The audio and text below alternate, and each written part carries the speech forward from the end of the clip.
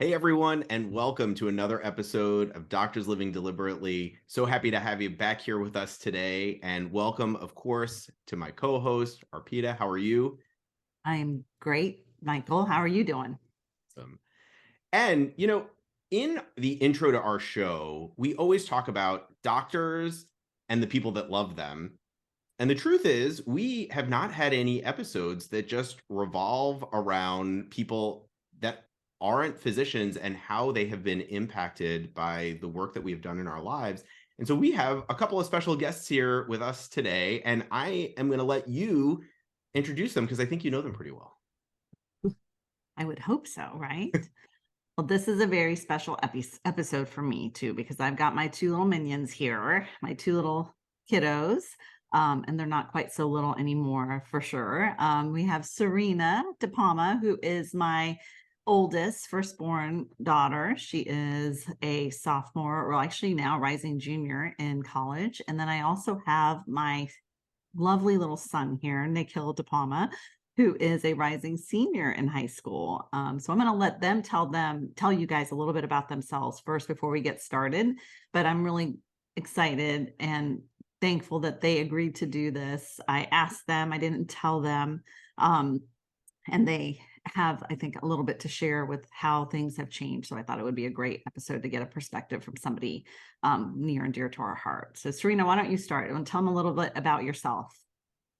Hi, I'm Sarina. Like my mom said, I'm a rising junior at the University of Tennessee. I'm studying architecture with a minor in graphic design, and I'm really liking that so far.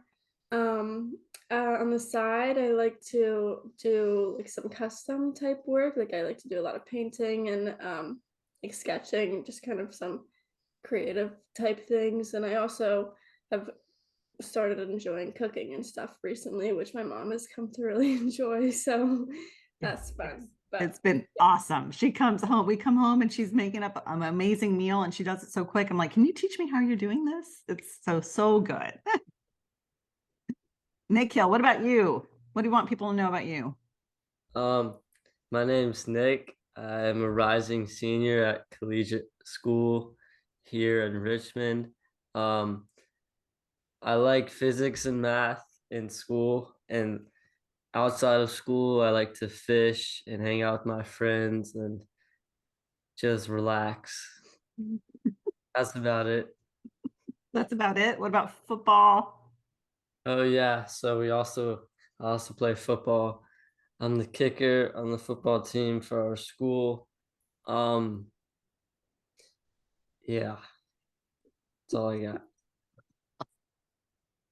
All right. Well, that's great. I appreciate it. Well, thank you guys both for coming on. And I think you might have had a little bit of apprehension here and there, but we appreciate you coming on and sharing. So we're going to just kind of keep this conversational style, and I'm going to let Michael Hersh ask you some questions, and I might jump in and ask some questions, and we'll kind of go from there. Sound good?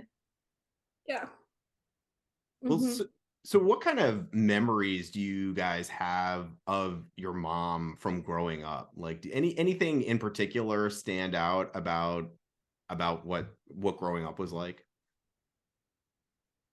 Do you have any first? Um, well, for me, I feel like she would get angry quickly. The first thing that you say, she would get angry. My memory from growing up is that my mom would get angry quickly. Awesome. Like when it was with homework or like schoolwork, and I would just be not paying attention really. Or I'd just do something really stupid. Yeah, I feel like that she would get mad, but now it's good. Do you have any other memories of childhood other than mom being angry? Well, yeah, she used to make these honey buns that were really good. Don't make them anymore. We sometimes make them. It's a lot of work. Okay. What about you, Serena? What memories do you have of childhood and growing up? um, I remember like whenever we'd have a babysitter during the day, I would just get really excited when you and DePalm would come home. That was just like it was just always exciting to be able to share everything we were doing with the babysitter with you.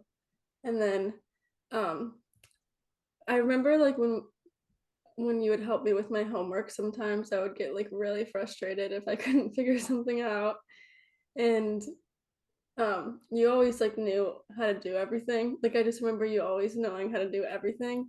And like you always just knew how to do everything right, and you knew what we were doing even if we were like telling a little fib or something. Like you always just knew like mom knows all. So that was just kind of something that I always had to keep in the back of my mind. So you couldn't get away with anything, is what you're saying? Yeah. Um I do remember that I felt a lot of stress like on my my own shoulders with school and stuff, especially like with academics, just making sure I was doing everything I could, and like always having to ask myself like what else I could be doing, um just in order to like put myself in the best position for the future. So it always felt like I was kind of reaching towards a goal, like always trying to work towards something. So yeah. Yeah, we Do you did. think that that was something that you were kind of putting on yourself? Do you feel like that was like pressure that you were feeling? Why do you think you felt so much kind of push and stress to achieve the next thing? I think more so in high school, it felt like I was doing all of this work to be able to get into college. And I felt like I was doing everything I felt that I needed to be doing, but then there would be some push from like my mom and my dad to do like the next step, like figure out what else I could be doing to get myself in an even better position. Um, and now I think it's changed because I think they just kind of know that, and they trust that I have the same drive to put myself in the best position for myself that I can. So there's less of a push from them in a sense that they don't think that I'm doing everything I can be. Like I feel like now they know that I am. So I think that kind of drive to do what I everything I can for myself has kind of been recognized from them and me. Just that they know that that I have the same drive and that I want to push myself just as much as they want to push me. So And I think a part of that we don't recognize necessarily when it's happening is that we think that our kids and their successes and their accomplishments are a reflection of ourselves, right? And so a lot of times, I remember feeling when you were younger, and I talk about this, I think, in other episodes and even in some of the talks that I do, that, the feeling of disappointment when you guys didn't get an award or didn't do something at school or whatever. It wasn't really disappointment in you guys. It was more disappointment that I didn't parent the best that I could. That it's a reflection of me. And so really starting to have the awareness around that's not really accurate. That's not the case. Like you guys are your own little human beings that create what you are wanting to create for yourselves in your lives. And your dad and I have offered everything we can to help put you in the best position to do that. But really from there, anything that you accomplish or don't accomplish is not really a reflection on us. It's a reflection on you. And that's good. That's good and bad. And that's okay. That's how it's supposed to be. And just so the listeners can get the context, Arpita is my little nickname and DePalma is my husband's name for the kids. That's literally what they call us. So it goes from mommy and daddy to mom to dad, sometimes to bruh, to random nicknames. And so just so you know, as you're growing up with your children, be prepared for that. You're going to have a whole slew of names that make absolutely no sense, but they're cute. They're pet names now. So What about you, Nick? Like, what have you kind of noticed through all of this? I know both of your parents have kind of uh, engaged in coaching and kind of more personal development and learning. So, what have you noticed? Because you're kind of the younger one, so you have and you're still at home, so you may have more exposure to them on a daily basis. So most of the time Serena's gone because she's at college. So it's just me with these two. It's just like I get 100% of the attention with them. But I've noticed that they're a lot more like calm and relaxed. And like when situations happen whether it's like with the office that they're working on or just something random with me. Everything's like they don't freak out as much. They don't get as like uptight and angered almost. It's just more calm and relaxed, and they just like go with it. Like it happens and they just keep moving on. But they can, like from time to time, they can still get flustered, but then they take a couple moments and they calm back down, which is something they didn't used to do. So it's good. Which Yeah. is something that they what? Say that again, Nick, the last piece. And they used to be able to do that. So Yeah. that's good. That's like something I noticed when I come home too. It's just like there'll be something that inflames you, like with work or something like that, and you guys come home and start talking about it, and you just like both from both parties, you just kind of feel like the tension rising because you're both like upset about something and you're both talking about it and how it upset you. But then you notice that instead of like keep like pondering over it and talking about it for like hours and hours, you guys just like kind of recognize what you're doing and how it's like affecting you and how you don't want it to like affect the rest of your night and what you're doing with your kids and what you're like doing for dinner and stuff. So you just like let it go. And that's like the biggest thing I've seen. It's just letting it go and not letting it like trump everything else that you want to do. I think that's what used to happen a lot before, and then that's where I think a lot of the anger, and just to make clear, it wasn't necessarily that like your dad and I were angry at each other. We were angry at situations that had come up for us and thoughts that we were having. If we're talking about from a coach lingo, things would happen. We would have thoughts about it that would make us angry, and then we would react with how we were showing up with each other. And we've gotten to be a little bit more mindful of choosing the discomfort that we want to be in. Do we want to sit here and ruin the evening and be screaming about something and let these situations take over for the night such that we can't even interact with our families the way we want? Or can we just recognize that this is a circumstance? There might be different ways we can think about it, and we're choosing to focus our energies the way we want with you guys instead.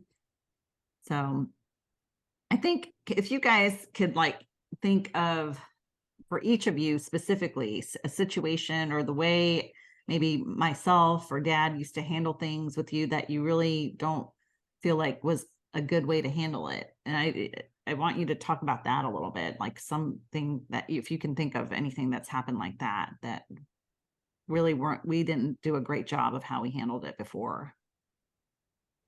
I think one thing for me, like how you reflected your like feelings with how you like handled situations with me was like in middle school and high school when you were upset about something that came up with me, you would just kind of like shut me off from social media and like my phone and just like take away all my technology. And even just like at night when I would have to put my phone in your room and stuff like that. And then like when you would get upset about something and then you would like take my phone away or like not be able to or not let me be able to interact with like my friends or other outlets because you took my phone away. I think that was just some like one example of how you kind of handled a situation that I didn't like because I just felt like you were kind of taking away one of my kind of outlets for getting out my own feelings and just kind of like it just made me feel a little bit like restricted in the sense that I couldn't really have a safe kind of space for myself that I could reach out to other people or just kind of have some other outlet to kind of um interact with someone else when something like that was going on. So that was one of the things I didn't like the most. Yeah. How would you have preferred that be handled? Well, I think there are like other ways to like punish me in a sense or just kind of like help me learn my lesson with whatever was going on other than taking my phone away. Because I still don't really understand what taking my phone away really did. Because it was just kind of like, oh, you enjoy your phone, I'm taking it away. Like it was just kind of like, if Nick really likes fishing, but he gets in trouble, you take away his fishing rod. Like, yeah. But I think the phone was just a bigger thing because it was just how I communicated with other people. And it was also like one of my, like, if you think about your phone, that's like one of the things you rely on for a lot of things. Like like setting alarms in the morning or just like listening to music. Like I listen to music all the time. So Yeah. like not having my phone was hard because I wouldn't be able to like do simple things like listen to music. So I think just like there were other types of punishments in a sense that could have done a similar job that wouldn't have been as like harming in a sense.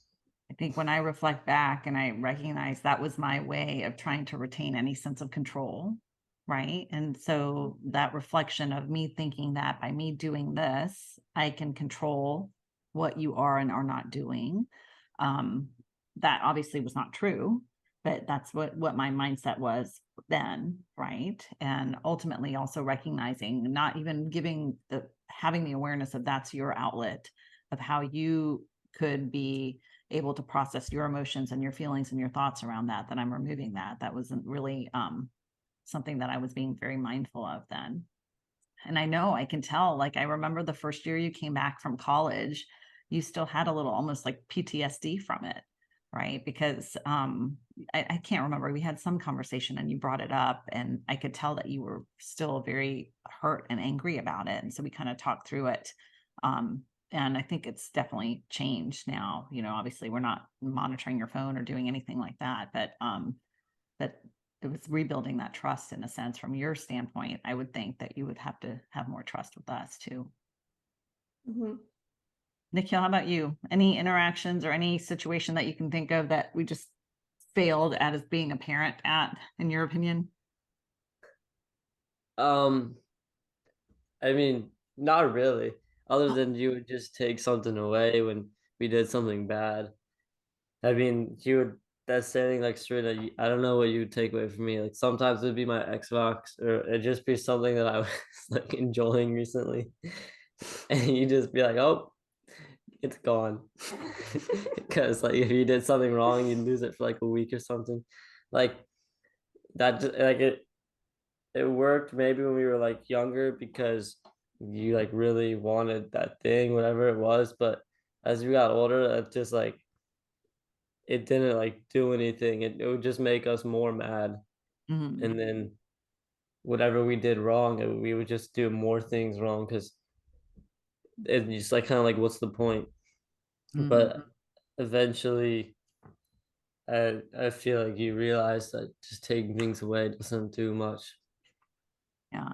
And just And for the listeners to get an idea, we've got two very different kiddos here. We've got the first child, type A, firstborn syndrome, and then we have the second child, total type B. And I always tell everybody he's our gift because nothing bothers him. Everything rolls right off his back. And living in a household of 3 type A strong-minded individuals, I'm sure has not been easy for him, but with his type B, happy-go-lucky, carefree personality, I think he's handled it really, really well. Yeah, so I appreciate that. I think you guys are telling us some things about like how we did discipline. I guess to shift gears a little, what do you think has been the most impactful way that our interactions with you have changed, like me and Dad with you guys over the past few years? I think the biggest changes kind of started happening when I left for school because that's when you kind of started your coaching and your like whole journey with all of this stuff. So I think like I saw the kind of changes more dramatically when I came home because it was kind of like a long period of time had gone by since I was with you like every day. And so I would kind of see it more when I came home and it was easier for me to kind of notice. So I guess Nick could speak a little bit more towards what he saw kind of as a gradual change through his high school years, sort of. Um, but for me, like when I came back from school and stuff, and just kind of saw like how you and DePalma would interact with Nick, just him going about his high school years, I just kind of noticed how like you would obviously like you obviously want him to do well in school and do everything he can. And like you said, he's more like relaxed and laid back and isn't as like um he isn't like as type A like you were saying. So he's more kind of enjoying high school. He's still like doing great and like getting good grades, but I don't think I see you being as like on him about doing everything and more, and making sure that like he's doing everything the way that you want him to do it. Like he's still getting to do high school the way he wants to do it, and he's getting support from you, and he's getting pushed from you to make sure that he's doing what he needs to be doing, but it's not like overwhelming. And so I think that's beneficial for him, and just because of the way he is too, but also just kind of in the way that I see just like the overall interactions with you guys and with him, just kind of like with him going out with friends, or just um like in high school when I would ask to like hang out with friends and stuff, I just felt like there was a little bit more of a kind of control that you wanted to have over the situation, just wanting to know like everything we were doing and where we were going to be and like who was going to be there, like all those kinds of things. And you still kind of do that with him. Like you want to make sure that he's going to be safe and like everything's going to be okay. But I think there's a little bit more leniency just in the fact that you know that he's smart, and responsible, and he's going to make the right decisions. So you just kind of trust that he's going to like be okay if he goes out one night and hangs out with friends. Like you're not as like kind of feeling the need to kind of know every single thing that's happening, and like when they're leaving one place and going to the next place, like that kind of thing. So it goes back to that control. But how about with you though, specifically? How do you feel our relationship has changed, or your ability to communicate with me and with dad? I think this kind of started a little bit at the end of high school for me, but I just like at the end of high school, I started opening up to you guys about certain things and just kind of like being more honest with you and just kind of telling you what like I was doing more, and just kind of trusting that like I'm still your kid, like you're not gonna like hate me or whatever. You're gonna like help me work through things and like be there to support me. So um even though like it was a little bit scary at first to start telling you like everything that was going on with me, um like after you started your coaching and stuff, I just kind of noticed that like obviously you might get a little bit upset about certain things, but you're not gonna like lash out about anything. You're gonna like listen and make sure that I'm okay and try to figure out what we can do to like work through whatever situation, or even if it's not like anything bad, just like being more open and being more like accepting of whatever I was talking about, even if it was something different than what you kind of imagine or have thoughts about yourself. So I think since kind of my end of high school and going into college, I've felt a little bit more just comfortable talking to you guys about things. And also I like because you've been doing all of this coaching and learning so many things, I feel like I've been able to ask you advice for like certain like like my anxiety type things that I was feeling at the end of high school, just like with doing public speaking and especially with architecture, like doing all my reviews and stuff like that. I think you're like sort of coaching to me just on how to handle my anxiety and handle my kind of like my breathing type things when I public speak. Those kinds of things were really helpful. So I appreciated that. How about you, Nick? Um, I noticed it more after Serena left for college. Do you think she was the problem? I'm kidding. What just happened? What do you think? I think that you and DePalma both realized that the whole high school college process with you and Serena was not fun, and it was very stressful. You guys were like always like arguing or upset about something. Like applying to college, like All of it. So because you had different opinions, and it felt like she wanted to do something her own way, but you wanted it to be like what you wanted, but then it wasn't the same. But then I feel like you realize after that with me that it's not gonna be what you want. It's gonna be what we want. And I feel like you have started, you realize that, and you just have started what's the word? like accepting it, Yeah, not accepting, but you've helped like facilitate it. no. What's the word? Oh boy. Oh, you've supported more with things that we are wanting to do with our like journey. It's not like, I feel like in lower school, middle school, you'd always push us to do everything we could to be like you, to be like top of our class, be really good at everything. But now you realize that we're not like you, we're different. So you're like helping us with our own journey. And then especially when it was just you and DePaula and me, all you had was me. She was gone. So like we couldn't, we had to always be like, it wouldn't be good if you're upset all the time. So, What's going to happen when you graduate, Nick? so nice. It's gonna be crazy.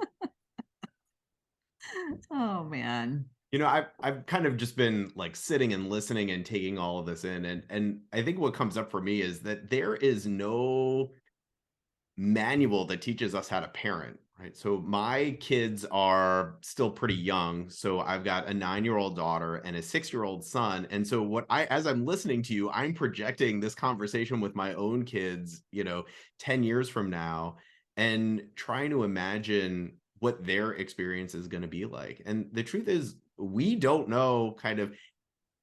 I mean, parents are just trying to figure it out, just like our kids are trying to figure out their own way. And what I'm taking away from this conversation is, you know, figuring out how to trust your children, right? When your kids are little, when they're first born, you're just trying to show them all the things because honestly, when they're babies, they don't know anything, right? And so you have to show them everything. So you have them on such a short leash, and then as they get older and they are becoming their own people, you have to kind of give them an opportunity to grow and do their thing on their own terms. And it's learning how to not only trust your kids, but also trust that in yourself that you've done the best job you could as a parent to instill all of the values and everything that you want them to have before they go out in the world. And I think it's a learning process for us too as parents because we don't know how to do any of this. So I really appreciate this conversation. It has really informed me of of what I can do better. And so if, there's lots of physician parents that are listening to this. And so for those of us with young kids, what advice do you have for us from the perspective of our children who can't voice their own opinions right now? Us. Yeah. Yeah, like what would you tell me, right? So honestly, so my kids are just like the two of you. So my 9-year-old daughter is kind of very type A and does everything by the rules and maybe is a little bit more anxious and a little bit more of a worrier and always trying to plan. And then my 6-year-old son, he is just, you know, free and just like unrestrained and just makes friends everywhere he goes. And I don't know if the kid has ever had a worry in his entire in his 6 years of life. So Sounds you like know somebody I know. so what advice do you have for me in raising these two kids? They still require a lot more than the two of you, but over the next 10 years, what advice do you have for me? um that I'd probably say that they are gonna like do their own thing and want their own things as they grow up, and you can't try and mold them to be just like how you were growing up. You just gotta help them be who they want to be. Yeah, and I think you just have to trust yourself also because you just have to trust that you're a good person, so you're gonna like create and raise a good person. You can't really do anything wrong. Like our Pete and DePalm didn't do a lot wrong. Like I'm so glad that they're my parents because especially going to college too and meeting so many people at college, you just kind of gain a broader perspective of the type of people there are out there. And it just kind of comes to show how proud I am of how I was raised and how like glad I am to be um kind of grown up on the morals and the values that I have because of my parents. So even though there like were some bumps in the road, like I'm glad that they raised me the way that the way that they did. So I think the biggest thing I can say is just trust yourself, because your kids will turn out great the way that you raised them. So I'm glad I didn't fuck it up too much. Well, I mean, I think the takeaway here is that you don't have to be a perfect parent, and none of us is, right? I'm certainly not. And your kids will turn out great regardless, I think right? I read somewhere, I heard somewhere that you have to get it right 67% of the time. So as long as you get it right 67% of the time, you're not screwing them up too much. So I'm hoping that we did that. And I'm going to point out one thing, you know, that you were saying that they did a good job and raised us. And I want you to know that ultimately it's you guys, right? It's what you guys have chosen. We put it out there in the world for what we think would be awesome, but it's what you choose to take on and adopt for yourself. So give yourself credit for what you're choosing to do and what you're choosing to create and who you're choosing to be, because that's all you. And that's part of the shift of what we've had and for our own mindset, that you are not a reflection of us necessarily. You are your own people being able to create what you want for yourself. I want to just ask one more thing before we head out today. So, you know,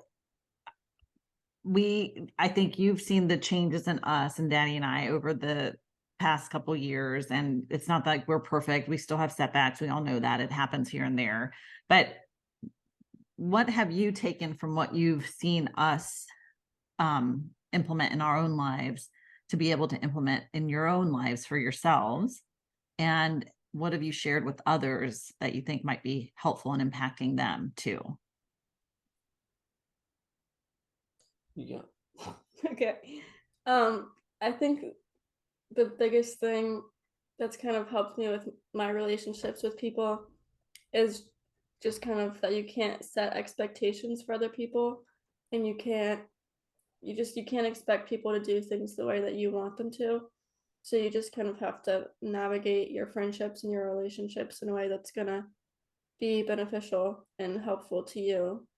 And like whatever the other person's gonna choose to do, you can't let it be like a direct effect on how you view them, or how you let it like affect your feelings, because you can't set like a set of rules that they're going to follow. They're going to do things the way that they want to do, and you can either choose to just kind of like accept that and love them for it, or you can just kind of like set boundaries. And well, you should always set boundaries, but yeah, good, great. I'm so proud of my mini me. She didn't.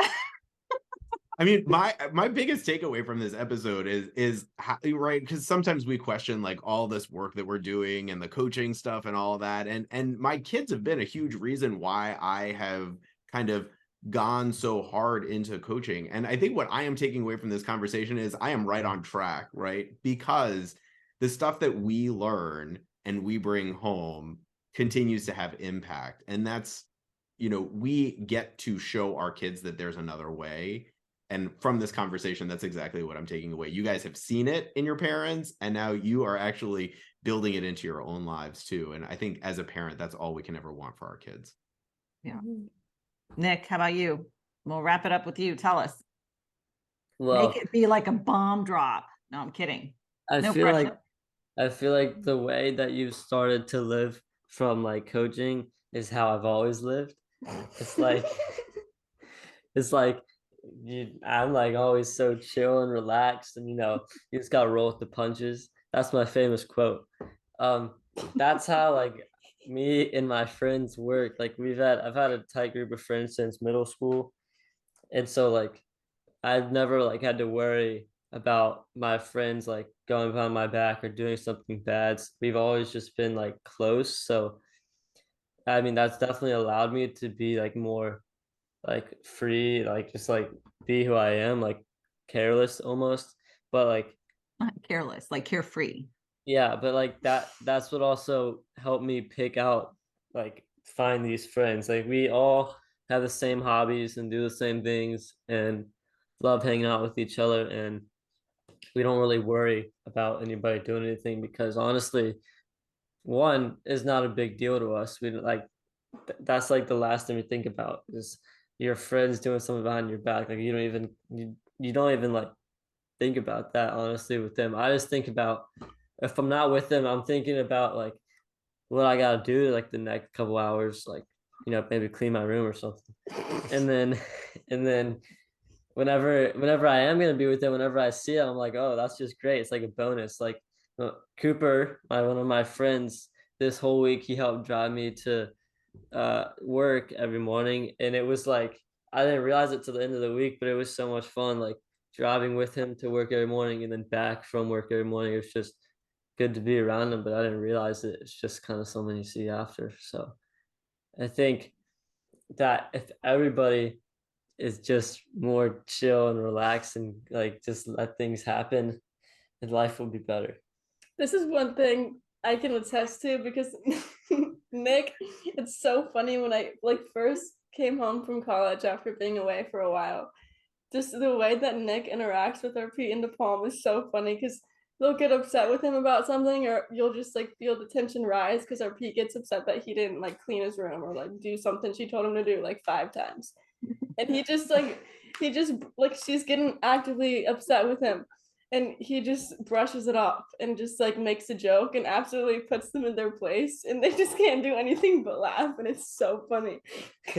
It just like completely turns the situation around. It's hilarious. Oh my gosh. All right, so Nick's mantra is roll with the punches. Things are swell. Sarina has no expectations of other people or very low expectations and has her boundaries. We're living it up that way. Awesome. All right. Well, thank you guys. Any final words? Anything you want to share? Nope. You good? Yeah. All right. Thank you for coming on and sharing your wisdom with the listeners so they can kind of hear your perspective over the past couple of years, how things have changed. I think for parents that are out there, just knowing that we're doing our absolute best and our best is good enough. And even if we're getting it right only half of the time, having faith that what we're putting out there is being absorbed and that these minions are their own people and they're able to create their lives for themselves and everything is happening exactly how it's supposed to, and it's all going to work out. So and I think, and trusting yourself and trusting that you've done a great job with your kids and learning to trust them as they get older. I think that's all we can really hope for.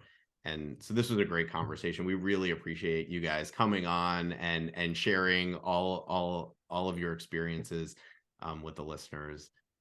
And thanks to all of you for listening. And we'll see everybody next time on the next episode of Doctors Living Deliberately. Take care. bye.